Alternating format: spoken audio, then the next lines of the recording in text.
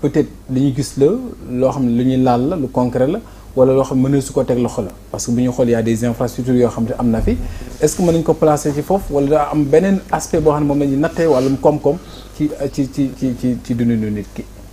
oui mi ngi wax waxu Keynes.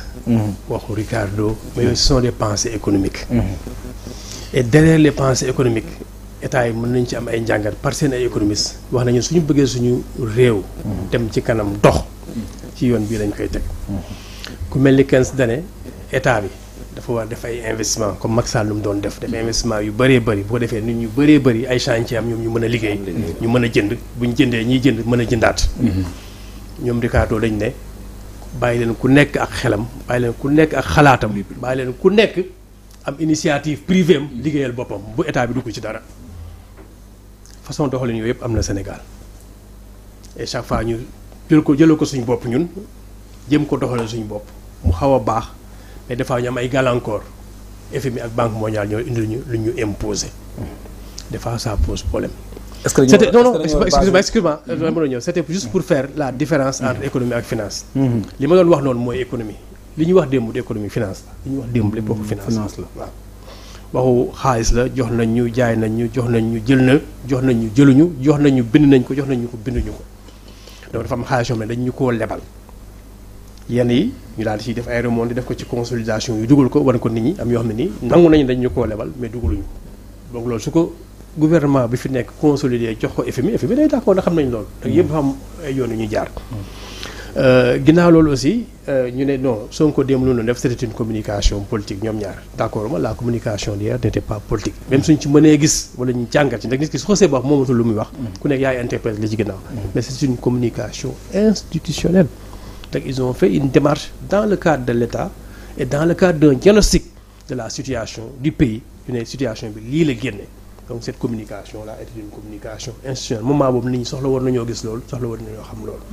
donc sur le plan financier mi ngi mel ni benn entreprise day liggéey ba atam jeex ba atam jeexee mu def lu ñuy waxee arrêté ay comptam su arrêté ay comptam day tax ñu xam moom amam fu mu toll amam déjà amam fu mu toll moom mooy bilan loolu mooy bilan amam fu mu toll c'est-à-dire ñaata xaalis la jot xaalis yooyu mu jot fan la ko dugal donc loolu moom mooy bilan bi temps yu yàgg ya du woon comme yéen bu ngeen nekkee trésor nekk assemblée mel na ni yéen ka temps yooyu nekkoon ngeen ci jubal ak jubanti mais entreprise yi dañuy defal benn bilan te même liggéey bi la de change defal benn bilan ne waa fisc xool leen lii la ñu liggéey ci at bi defal benn bilan bëgg banquier bi lebal ko ci même at bi bu uteeg bilan bi ñu jox fisc commissaire au compte les commissaires au compte non entreprise laa wax commissaire au compte da ngay defar ba pare mu ñëw ci saytu te commissaire au compte il travaille pour les membres du conseil d'administration am na ñoo xam ne nii ñoom moom seen entreprise bopp même commissaire au compte bi su defee ba liggéey soo neexee jël commissaire au compte bi te ko fële tant que amuñu unification de l'information mooy information bu la neex foofu laay waxee mën nga koo jox ku la neex donc ci benn liggéey bi fisc bi xam ne dafa war a ñëw dóor sa kaw nga war ko fay mën nga ko jox bilan boo xam ne nii da ngay wàññi affaire yi ba mën a fay lu ndaw a ndaw a ndaw sa banquier bi la war a xaalis mën nga ko war lu rëy ne ko man daanaan laa saa suba laa commencé naa liggéey suba lu rëy laay am lebal ma mais boo gisee ñi ñu wane télé ñi yëpp ñuy sàmba yi kii ñu leen di kii ak yooyu c'est des gens qui sont des entrepreneurs qui se disent être des entrepreneurs c'est des gens xam ne ni dañ jàpp ne dañu am capital nekk ci fi ñu nekk mais ñooñu ñoo daaneel Banque Sénégal yi donc tey jii li ñu wane nii ci conférence démb bi mooy pratique yii moo nekk di daaneel Sénégal moo nekk di suuxal Sénégal ndax benn information la ñu waroon am on a créé beaucoup de canaux d'information yenn yi ñu génn ko yenn yi ñu nëbb ko te or ça doit être très transparent même ñun gouvernement bi foofu lañ koy woo dañoo bëgg à partir de maintenant lépp lu ñuy liggéey ñu liggéey ko dans la transparence lépp luy donné ñu teg ko dans la transparence lépp lu ñuy joxe aussi ñu joxe ko dans la transparence et je pense qu'ils ont commencé bu fekkee ne dans le processus boole nañ ci les institutions financières jox leen information yi parce que ñun loolu lañ bëgg buñ nee jub c'est la personne c'est l'entreprise nit ki moo war a jub président mënul ñëw imposer ku nekk na nga jub mais ñun suñu bopp en âme et conscience war nañu xam ne ci ère bi bees la ñu nekk ñun ñoo war a imposer suñu bopp jub yar suñu njaboot ci jub jubal tamit ñi ñuy doxal ñoo war a jubal donc jub ak jubal c'est du point de vue de l'individu niveau micro nga koy jële éthique la aussi éthique la doxalin la bëgg lu baax la bokk nit ñi lu baax la mais derrière loolu dañu ne jubbanti mooy da ngaa constaté ne am na lu dëng te balaa ngay jubbanti tamit le constat là il faut être en mesure de pouvoir le faire. Et je pense que l'exercice d'hier tournait uniquement et simplement autour de ça mooy ñëw nañu et c'est normal yow foo mënti ñëw boo dee nit balaa ngaa teg sa tànk war ngaa def comme caméléon te doo ñëw rek ne saraax fekk na ndëgg sarax la rek nga ne pëtax ci biir kenn gisatu la. je pense que war nga def ndànk war nga jël ñoo xam ne c'est des hommes de métier ñu xoolal la c'est quoi la situation. Et sur la base de ces situations aussi te boo dee tey ji damaa bëgg a dem te fi nga bëgg a jaar du yoon bi doo mën a àgg or quand tu fais un diagnostic dina xam au moins fan nga toll di nga xam fan nga bëgg a dem en ce moment nag nga am stratégie nooy demee. C'est vrai yaa ngi naan le 7 jarul ñuy xaar le 7 document bi génn na ba pare. Le document là. Le document de stratégie 2025-2029. non man canaux officiels yi laay xaar ba moo gën a wóor daal. non ça canal de communication moo des mais le document en tant que tel il a été fait c'est vrai yu bëri dañu toog ne projet amul. parce que ñuy wax projet amul la ñoo xamul lan mooy projet rek mooy loo xam ni dafa am fu mu tàmbalee am fu mu yem loolu kese mooy projet. le seul problème ñooy ñenn ñi dañ naan esprit la aussi. mën na nekk esprit mais projet dafa war a am budget.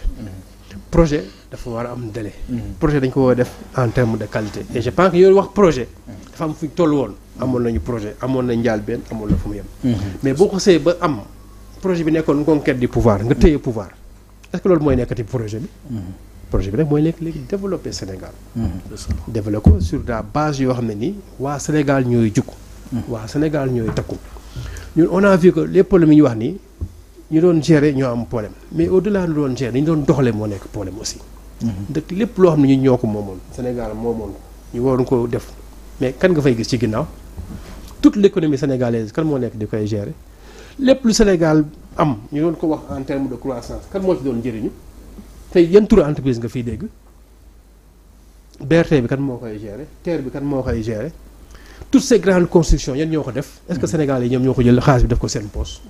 et je pense que foofu lañ toll léegi ce document là lu ko utaleeg bële mooy on fera les mêmes progrès mais bi yoon progrès yi dañoo bëgg waa Sénégal def liggéey bi. am na solo affaire bi circuler ci biir Sénégal waa Sénégal jëriñu ci. am na solo parce que c'est pas ça l'idéal. dinaa ñëwaat ci yow René la dinaa mooy ñëwaat ci président Mamadou Dieng Cheikh Mamadou Dieng gis nañu document bi nga xam ne génne nañ ko am na ay axes yu ñu ciy wax loo xamante ni. jëm na ci lii di seen stratégie nationale de développement bi SND bi moo xam ci capital humain jëm ci lii di capital humain de qualité et équité équité sociale aménagement et développement durable et donc et enfin la bonne gouvernance et engagement africain ak l'économie compétitive j'y arrive excusez-moi ñu bëri si yéen dama dégg ñu naan plagiat bu PSE la comme ni nga wax sànq ils n'ont pas cru que ne projet existe na est-ce que du yéen tamit du communication politique ci ngeen nekk ci moment bi nga xamante ni dañoo nekk ci stratégie boo xam dañ ko nas pour que vraiment ñu redresser l'économie de ce pays. non damay ñëwaat juste un petit point pour dire que l'économie et la politique sont étroitement liées.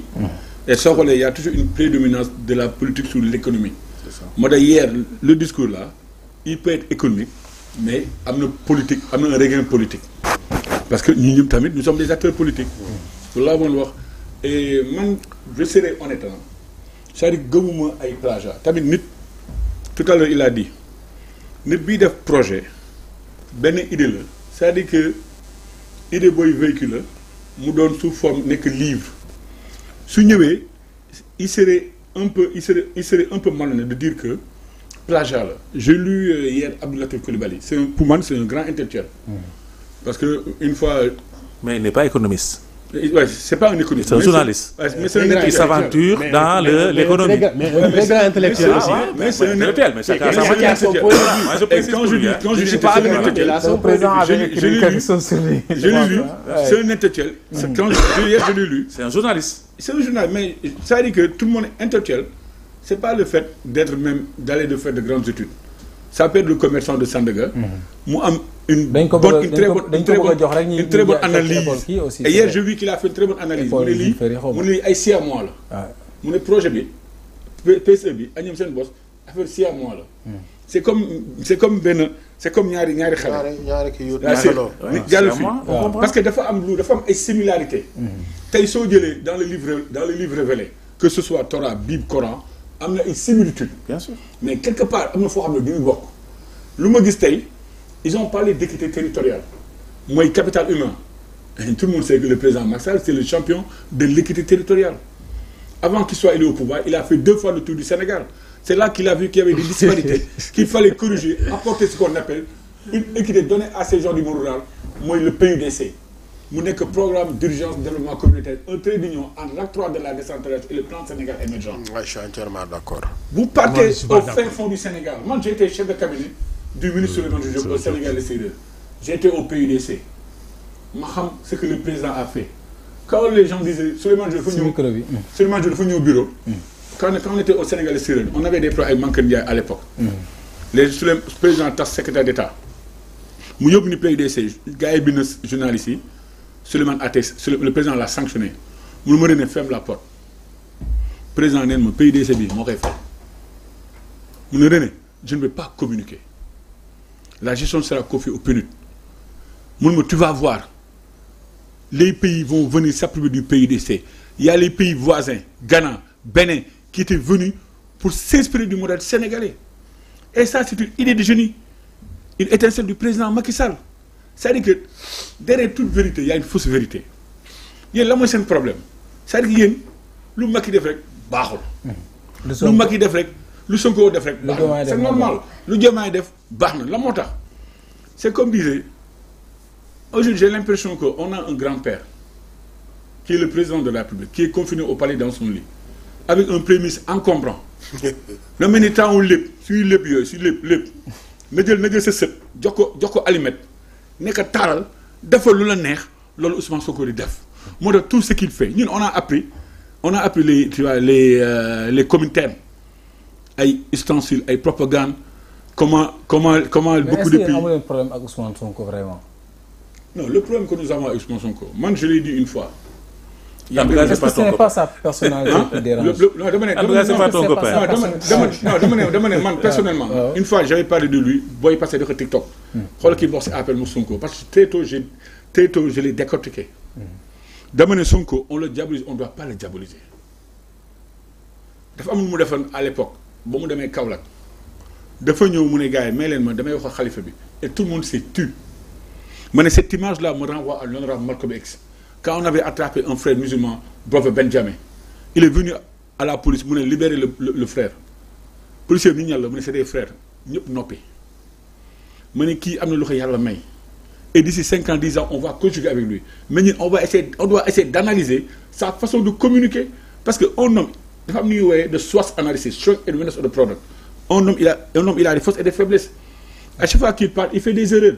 Mais nous disons que moo def lii moo def lee moo tax maa ngi yaay débat. merci dinaa ñëwaat si yow parce que dama bëgg après ñu dugg ci politique bi bu ñu bëggee bu ñu naree xaabaabal fii il faut ñu laaj ci législative yi président ñu day jeexale yow ci économie ñëw ci politique bi si fi may ñëw yow mooy ci côté justice ci reddition des comptes on a entendu des noms qui sont cités hier est-ce que vraiment bi ñu déggee ni ministre Ousmane Diagne waxee mën nañu ko rafetlu wax na ci wàllum transparence rigueur bi ci am objectivité bi est-ce que vraiment le temps de l'opinion n'est pas le temps de la justice c'est vrai mais est-ce que duñu bàyyi justice moom xool ñi nga xam te ñoom ñoo ca laale ñu répondre vraiment de leurs actes que vraiment ñuy toog di annoncer ay titres ak di tudd ay tur d'autant plus que dégg nañ fi ñoo xamante ñu ngi ci au sein du gouvernement te jàpp nañ ni aussi seen responsabilité mënu cee ñàkk engagé ou ku mel ne l'actuel ministre des finances. oui moi ça montre qu'on ne protège personne.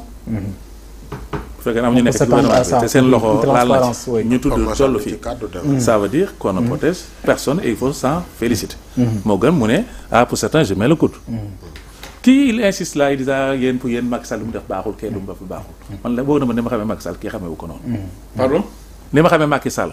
gouvernement bi sax xamee wu ko noonu. c'est pas ça la politique. ah non dama expliquer parce que tu es en train de nous jeter le pauvre xam na yàlla en disant waaw dafa nag rek en disant que yéen lu Macky Sall def ah je donne le cas du PUDC mais vous avez dépouillé les institutions kan moo réaliser les travaux du PUDC mais c'est les Chinois amul retombé sur le truc quand on va jusqu'à prendre toute l'économie di ko jox PNUD pour ñu koy appliquer ñu tere kii bi donc loolu y a à manger à boire tu as ton point de vue mais beaucoup de Sénégalais ne sont pas retrouvés dans cette politique tout à fait am na lu ñu réaliser mais retombées yi est-ce que le ruissellement qui était attendu, parce que la politique de ruissellement, toi, il est économiste, c'est ça que je dis, ruissellement qui était attendu, n'a pas eu lieu. Sinon, ils ont aspiré les fonds dem ci seen dëkk. Donc ce génie-là, qui ne sert pas le Sénégal, qui ne sert pas je termine parce qu'on prend mon temps de parole. Ce génie aussi qui n'a pas servi Gogolou, c'est pas la peine de s'en glorifier. Non, il faut avoir aussi la patience de nous écouter parce que nous on vous écoute. Sinon on s'en sort pas. Parce que chaque fois on te coupe parce que là on nous gagne. Macky Sall on le connaît très bien. Gis nga même vote boobu muy wax Fatick qui l'a forcé de voter. Man, Omar Dioufal, l'ancien directeur général de Sud FM, est mon témoin. C'est moi qui l'ai appris pour aller à l'antenne défendre Macky Sall. Là, on est d'accord. Donc, voilà. Donc, on connaît pas, c'est pas ça le problème. Ensuite, aussi, par rapport à la poursuite. Tout à fait, la poursuite. On n'a pas été d'accord avec sa politique. On s'est opposé à lui pendant 12 ans. Nous sommes venus rejoindre le projet, même si on ne veut pas en entendre parler. Mais le projet a triomphé. 6 mois, le fi gagné de Fego. Salam alaikum, malikum salam, togo sax. On dit que le projet bi gagné depuis ñaata at. Le projet Barou, copie le, collé du PSE, qui n'est même pas le produit de Macky Sall, c'est un produit du cabinet McKinsey, un cabinet américain McKinsey, qui a écrit le projet et qui a été payé à des dizaines et des dizaines de milliards de francs CFA. Et le groupe Bissot. Non, dafa ndànk loolu. Maintenant pour la transparence bi nga wax noonu nga xamante aussi dina tax la transparence ci la ñu nekk c'est un exercice de communication. Bon, exercice politique ou de communication institutionnelle. Bon, voilà, on ne va pas rester sur ça parce qu'on ne va pas s'entendre. Dans les institutions politiques, la politique, il a dit, hein, Pierre, que c'est voilà, c'est au début, au milieu, à la fin de tout. C'est difficile de les séparer. Mais en tout cas, moi je pense que ce qui était recherché, c'est d'abord de parler des Sénégalais, de l'état de leur pays, tel qu'on l'a trouvé. Mais est-ce que mën nañ ci xaar transparence ci koo xam ne mi ngi ci ñoom te bokk ci mbir yi parce que premier ministre lim na ay tur mais tur yooyu mu lim aussi am na ku ci engagé dana leer xam nga yéen loolu sax man na loolu mooy gage wane ne affaire bi dana am lu loolu lañ bëgg a dégg nag voilà communication document yi nga xam ne moo servi de base à la communication hier ont été remis aux partenaires. Banque mondiale, FMI, les partenaires, USAID, etc. Donc, on ne peut rien cacher. S'il y a des gens qui sont dans nos rangs, qui ont touché à ça, mais ils n'ont qu'à aller s'expliquer devant qui de droit. Il y a la deuxième phase, c'est la phase judiciaire. Ces gens-là, très bientôt, vont aller en colonne couvrée par 2 devant les juges d'instruction. Ceux qui sont propres rentrent chez eux. Mais ceux qui ne sont pas propres, bon, ils vont de l'autre côté, comme ça, les retours de parquet, les retours de parquet,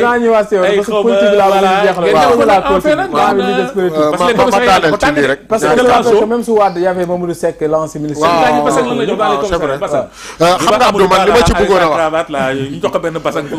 xam nga man li ma bëggoon a wax ci démb boo xoolee bi ñu toogee ni ma koy faral di waxee damay wax ne le ministre Sarr a été très technique. seetaan naa Abdourahmane Sarr. Le ministre de la Justice, j'ai bien aimé sa prudence. L'eau, il a été très pédagogue. Lui, moi, c'était digeste. Mais je maintiens, Sonko a été très politique. Et je l'ai dit, on ne peut pas reprocher à un homme politique d'être politique. Benen bi ci li ma bëggoon a wax. Xam nga man wax naa ne bon ci document bu dee bi xam ne moo génn te ma gis ko. Bu fekkee ne boobu la. mooy de SND bi. waaw. mais ñoom dañu mais waaw am na bu ma ci gis. mais dama ne comme du ci canaux officiel yi man damay xaar le 7 octobre. proposition pour observation la périmètre. waaw mais même boobu li ma ci gis man mën naa cee wax. xam nga dama doon reprocher. dama doon reprocher lenn. ma ne le PSE de Macky Sall avait l'erreur Macky, il avait misé sur les infrastructures dans une économie extravertie, ce qui avait fait le lit de la pauvreté au Sénégal. Lol, je pense que je l'ai rappelé à suffisance dans mes émissions. Ce que je vois, vraiment, je ci amorce d'un développement endogène. rectifier par rapport ak Macky Sall li mu doon def. bon peut-être ñoom li nga xam ne man daal laa xam ne peut-être mën naa ko cee def comme critique. mooy ce document là man gisuma mu am benn consensus maanaam ñu wootee ci nit ñi. ñu waxtaan ci ba nga xam ne nit ñi def seen proposition man damaa xëy suba bu amee aussi rëcc na ma. gis ñu dem ba aussi je gis naa ne il parle beaucoup de pression fiscale même seen discours da ngay gis muy ñëw. te damay ragal nag loolu bu ñu ci mettre l'accent aussi mu yenn entreprise yi waaw yenn entreprise yi nag ñu jógee ci ay jafe-jafe pour ma gàttal waaw beneen bi nag sur la confusion des rôles Abdou xam nga man damay faral di wax ne au Sénégal li ñu tàmmoon a gis mooy un président qui empiétait sur les prérogatives du premier ministre mais pour la première fois au Sénégal tam la ñu gis un premier ministre boo xam ne il joue pleinement son rôle. On peut s'attendre à ça parce que tamit nag ñoom dañu doon xaas hyper présidence. waaw c'est ça donc Sonko moom vraiment amul lenn lu muy def moom ma gis loo xam ne dafa empiéter sur les prérogatives du président mi ngi doxal bon c'est le premier ministre ni mu war a doxale la war a doxale c'est une forte personnalité yàllaa ko bindee noonu il est en train de doxal maintenant on verra concrètement ce que cela va donner. Économie bi mën nañ cee wax ba suba du jeex parce que ay borom xam-xam rek ñoo fi ne ci économie mais dama bëgg ñu dugg ci politique bi gaaw jeexal législative yi deuxième thème bi bokk na ci législative yi nga xamante ni ñu ngi ci war a daanaka suuf bu soobee suñu borom yàggatu daal di 17 novembre ñu nar a waxtaane enjeu yi nga xam ne moo am ci scrutin bi ñu ngi ko titre législative anticipée enjeu d'un scrutin lan nga jàpp ne mooy enjeu yi. non c'est très bien maa ngi dégg sama waa ji mu naan y a confusion des rôles. non dama ne ñiy wax ne am na confusion des rôles. man gisuma loolu laa wax. ma ne je vois un premier ministre qui joue pleinement son rôle. loolu laa wax. ma ne li nit ñi tàmmoon a gis. mooy un président buy empiéter. moom li ma tënkaloo ko dafa bëgg wax ne. non damaa yaru rek maa gën a xam li mu wax. d'accord ndax sànq ba léegi ñi ngi defar ma sama wax interrompre ma ci d'accord mais damay indi sama sujet. d'accord en m'appuyant sur toi. d'accord j'ai dit ñu bëri. comme ni sama waay waxee. dañ ne y a confusion de rôle. waaw. mais encore je m'appuie encore sur toi pour dire il y a pas de confusion de rôle. man loolu laa gëm. je suis très satisfait de ce que je vois. c'est vrai on a un leader qui incarne son leadership politique et c'est normal il est à la fois leader politique et premier ministre. Et pendant la campagne avant la campagne ils avaient dit que les pouvoirs exorbitants du président dañ koy wàññi. le président daal di ñëwaat toog ne samay pouvoir dama ci délégué. bien que loolu c'est pas encore formalisé ni officialisé mais li ñu amoon di gis mooy un président boo xam ne nii mooy nekk président mooy nekk premier ministre mooy nekk assemblée nationale mooy nekk justice il est partout comme ni président doomu yàlla wala yàlla ci boppam c'est vrai président pouvoir yàlla la mais président yi fi nekkoon dañ daan incarné ne ñoom yàlla te duñu yàlla président bii fi nekk nag incarné ne président la donc dafa am lu ñu ma jox ci pouvoir bi ma jox mooy xam naa naka laa war a doxale xam naa yan vision laa war a am xam naa yan orientation laa war a joxe ma toog sama place chaque fois da ngay dégg maan sama orientation j'ai demandé au premier ministre j'ai demandé au gouvernement doo ko gis mu man maay dem di def et su leen demandé aussi il les donne des délais il dit damaa bëgg dans un mois damaa bëgg dans 2 mois damaa bëgg dans 3 je vais venir aux enjeux mais avant de je vais venir aux enjeux mais une petite parenthèse rek nag nit ñi wax nañu waxu PUDC mais ni ñu waxee PUDC ànduma ci ak ñoom c'est vrai que c'était un programme d'urgence de développement communautaire parce que dañoo constaté woon ne tout le développement était centré au niveau des villes yéen a ko moomoon villages yi communes yi communautés yi reculées on ne faisait rien pour ñoom donc dans l'esprit ni ñu ko xalaatee ni ñu ko tëggee dafa baax mais ni ñu ko doxalee ça pose problème et c'est toujours ça le Sénégal mais tey jii PUDC c'est vrai am na lu mu indi en termes d'infrastructure au niveau des villages mais li ñu wax mooy ñi ko war a liggéey ñi ko war a liggéeyee ñi ko war a xalaat ñi ko war a téye ñi ci war a bokk c'est-à-dire ñun Sénégal ouvrier lañ ko woon donc ñeen ñi lañ joxoon ñu koy liggéey et ça posait problème donc rectification yooyu ñu bëggoon annoncé ko mënuñu ñoo am résultat yooyu ñu bëggoon tey jii président bu bees bi daal di ñëw effectivement le président est bien en place mais avant président tuuti PUDC xam nga PUDC dafa ànd ak acte 3 de la décentralisation te avant PUDC acte 3 moom moo yàq te acte 3 dafay fekk ñaari situation région situation communauté rurale ak situation commune donc ñu ne communalisation intégrale bi ñu ne communalisation intégrale dëkk yëpp am problème pourquoi parce que communes yi ils étaient au centre communauté rurale yi étaient alentour bi ñuy dem acte 3 on n'a pas apporté les corrections qu'il fallait on n'a pas évalué l'acte 2 même dans l'acte 3 aussi on n'a pas apporté les corrections da ngay gis dëkk bu mel ni Pout nii lay toll dëkk bu mel ni Kër Moussa toll nii. problème de Mbane problème de toutes ces zones là. c'est des problèmes qui sont liés. Merci beaucoup c'est des problèmes qui sont. Ce sont des erreurs de l'acte 3 de la décentralisation. Maintenant par rapport aux enjeux. maintenant politique yéen sigil damay ñëw sax ci question bi yéen sigil sa réew da ngeen a jóge ci taxaw daal di teere ji Pastef. taxawu ban bi. taxaw bu Khalifa Sall. pour comprendre bien quoi. Maintenant on parle maintenant des enjeux de cette élection. C'est vrai aujourd'hui nous sommes pacte sigil sa réew. Donc c'est le parti pour l'action. C'est le parti. non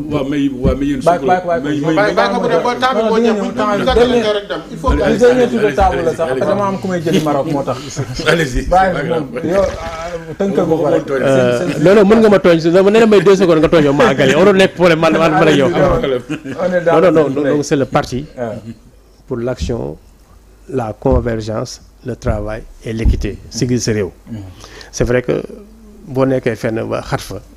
ngeen bokk ay principe bokk ay conviction kooku jékki-jékki ne li ñu gëmoon man ak yéen gëmatuma ko damay wàcc loolu. ñu ne déedéet ñu bëgguñu ko wàcc kaay lañu toog ñu waxtaane ko. ñu ne waxtaan du fi amee. ñu suñu responsabilité car yi fa nekkoon daal démissionné. mais est-ce que dañoo war a nekk ay acteurs politiques démissionné toog croiser suñuy bras. non on a dit qu'on va créer un parti politique qui a été créé juste la semaine passée. On a bien créé. Je parle de parti politique encore une fois. On a créé un parti politique qui s'appelle le Parti pour l'action, la convergence, le travail et l'équité. Donc c'est un parti politique. À la tête, maintenant, avec qui? Mat Codé Ndiaye, qui était le coordonnateur des cadres de Taxawu Sénégal. Oui, très brillant, très soft, mais très profond dans ses analyses et dans ce qu'il fait, qui a une vision. Devenu ci coalition Sigil sa réew, parti bi moo am bàkkam nekk Sigil sa réew. pacte la pacte Sigil sa réew bàkk bi la. C'est vrai tey jii nii ñu dem ay élections yi am enjeu bi lan la enjeu yi mooy on vient de nommer un nouveau président. président boobu ñu nommé kañ la ñu ko nommé au premier tour et pour la première fois ñu dem élection au premier tour un opposant gagné ko avec 54%. kooku am ay projet de loi am ay idée war koo mën a teg est-ce que dañ ko war a seetaan affaire yi jaxasoo est-ce que dañ ko war a bàyyi ñun moment bi on est approché par tout le monde. On pouvait nekk di jaay taar wala di jaay xale bu xamul dara mais on s'est dit que ñun Sénégal fu mu nekk Sénégal bi ñuy tabax 3e alternance bi taxaw dañ cee war a jàpp bu baax waruñu koo bàyyi mu réussir mu échouer. Première alternance ak Ablaye Wade c'est vrai am na ay avancé nag bu ñu doon waxoo économie dugg ci Ablaye Wade honnêtement daf ñoo rendre fier mu teg fi loo xam ne nii ku ñëw da gis ni li moo teg par rapport ak certains partenaires par rapport ak une décolonisation am Ablaye Wade indi mais mu bàyyi fa jikko yu bon même problème lii ñuy wax nii milliardaires yi ñu njëkk wax nii yéen a nga ci woon yéen a woon ci biir moom ak Papa Diop mais ñoom ñooy lekk le premier milliardaire kër góor gi cité yi yëpp gisul milliard non wax ma yow yéen laa Papa Diop ab mètre carré mais ñoom ñoo séddee lépp ab mètre carré un mètre carré buñ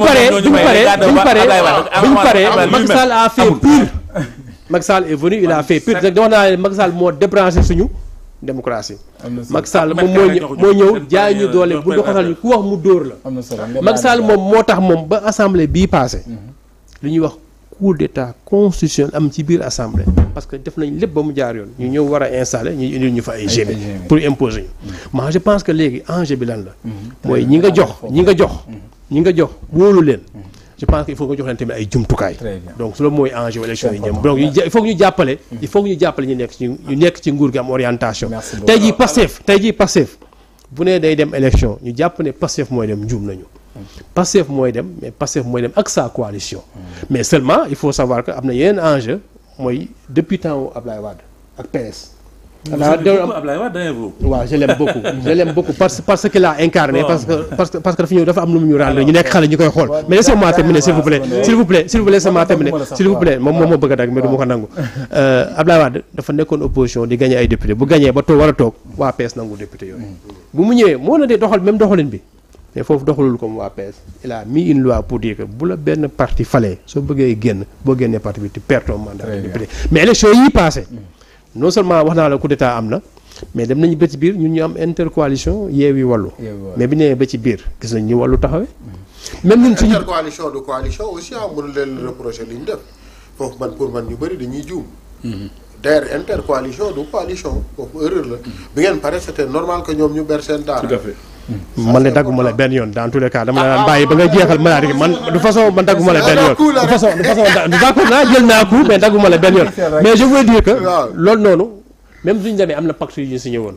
mais pacte yu respecté te mënuñu leen dara foofu laa doon da waxee ba fi nga xam loolu d'accord naa mënuñu leen dara deuxièmement à l'intérieur même fi ñu amoon ñu dem ba déggoowuñu te parce que coalition la moo tax mënuñu leen dara mais bi yoon stratégie bi mooy benn parti mooy dem mais yóbbaale leen campagne bi dañ leen gën a yóbbaale leen su leen yóbbaalee bu ñu leen yóbbaalee kooku noonu du mën a démissionner kooku day continuer défendre mandat vite fait rek président yow moom mën naa la koo ñaan ndax kilifa nga te fii kër gi miin ngeen ko vite fait rek en 30 secondes par rapport ak coalition Diomaye président bi gis nañ ne am na ñoo xam ne claqué nañ nee nañ bokk dañu claqué la porte jàpp nañ ne Pastef moom day dem cavalier seul ndax loolu risque la wala déet waaw sauf que ma bëggoon préciser ndax tudd na milliards yi. tudd ma sama gestion nga xam ne man j'ai géré avec un système de double signature. Tous mes chèques étaient contresignés par le comptable. ni nga may dégg je parle à la télévision. Donc là au moins pour voler il faut au moins qu'on soit deux. Donc moi je suis je veux clarifier parce que c'est un débat qui revient souvent là. Moi j'ai géré. D'ailleurs, mes chèques étaient consignés par le comptable. Très bien. C'est le principe de la séparation du comptable et de l'ordonnateur. Ce n'était même pas respecté. Et moi, je m'en suis jamais plaint parce que moi, je suis pour la transparence. C'est bon, l'eau l'air, président. Dans l'air. Politiquement. Ensuite, ben mètre carré, ça gagne bon, avec tout ce qui se passe dans le littoral. Moi, je suis très propre dans ça. Très bien. Moi, quand je débat, je parle avec beaucoup de liberté. C'est bon. Vous avez remarqué. Alors, Légui, effectivement, lui, il voulait parler à notre place. Ñun ñoo nekkoon ci coalition Diomaye 2024 donc on va aller aux élections législatives. On avait voulu aller en coalition parce que c'est l'ère des coalitions. Même France boo gisee sax problème yi am comment ils ont c'était difficile hein mais bu ñu amee résultat ba ñu am c'est à cause des coalitions. Parce que l'avenir moi c'est en tout cas ce que je pensais, ce que j'ai dit, ce que j'ai toujours défendu, je l'ai écrit d'ailleurs, que on est à l'ère des coalitions et non des raids solitaires. Mais nos amis yi nga xam ne muy Pastef le président Sonko nous l'a expliqué aussi li leen daloon ñu am seeni député ñu am seen def seen liste tout ce qui s'est passé avec les listes tout ce qui s'est passé avec les députés par rapport à la liste nationale qui a été invalidée très compliqué nee na pour loolu dalaat leen bañ leen a dalaat moo tax dañuy investir sur la liste Pastef tout à fait donc ñun d'accord nañ ci pour ànd ak ñoom. Très bien. Sur la liste Pastef. ñi nga xam ne ñoom jàpp nañ ne mën na leen a dugal ci liste bi comme député. On leur laisse à leur discrétion ñu xool ci alliés yi. ceux qui sont dans la coalition. S'ils pensent que le profil de Mangassa nangam. ñu dugal ko. C'est à la discrétion. On a laissé ça à 65. C'est important. Parce qu'on ne peut pas mettre aussi tout le monde. ndax c'est 165 la ñu pas nombreux. Donc loolu ñun loolu la ñu am nañu ci d'accord. Je crois que vous avez entendu les maîtres Moussa Diop et Force Nouvelle et voilà et Charles Émile Ciss. Alpha Thiam voilà ana d'autres yoo xam ne d'accord wuñ ci ñu ngi wax. Et ça la démocratie mais pour la grande majorité on a pensé que voilà pour parachever en tout cas nous la victoire qu'on a eu au présidentiel. C'est important nañu ànd ak moom président dama am sañ-sañu ñaan la rek. waaye may naa la waaw jërëjëf yow sama papa nga sama lépp nga. Vite fait en 30 secondes yéen waa PDS ngeen bëgg a demal ñu bëri ñu ngi naan waa lii moom nu mu demee nii ñu woon démb tey ñoo nekk ay kii yéeme na. ndax kay bi ñu tëjoon ci kaso yi. xam politique. yooyu sañ naa laa ñaan nga gàttal. xam politique c'est comme les relations amoureuses. On peut dire à une femme je t'aime ou je t'aime pas. Et en politique. On peut ne pas s'aimer, mais on travaille, c'est des circonstances qui définissent les alliances. Tout à l'heure, il a dit, dafa am ñuy woowee coalition, boo xam ne intercoalition, loolu c'est par rapport à une chose. Après ku nekk day demal boppam. Ñun tey, nous pensons que réellement, dama gis Aminata Mbengue Ndiaye dafa def benn acte de grandeur. Le fait que mu renoncer, il faut que jeunes yi dem. Parce que ñun on peut pas avoir un président jeune, un premier ministre jeune. ni mun jël même soo xoolee ma président baax day ne soo ñëwee ci jotaay day am mag. C'est la sagesse xale c'est l'énergie mais aujourd'hui il faut que jeunes yi tamit prouver parce que tey man dama yàgg wax il faut que au Sénégal mu am un premier ministre bu am 32 ans.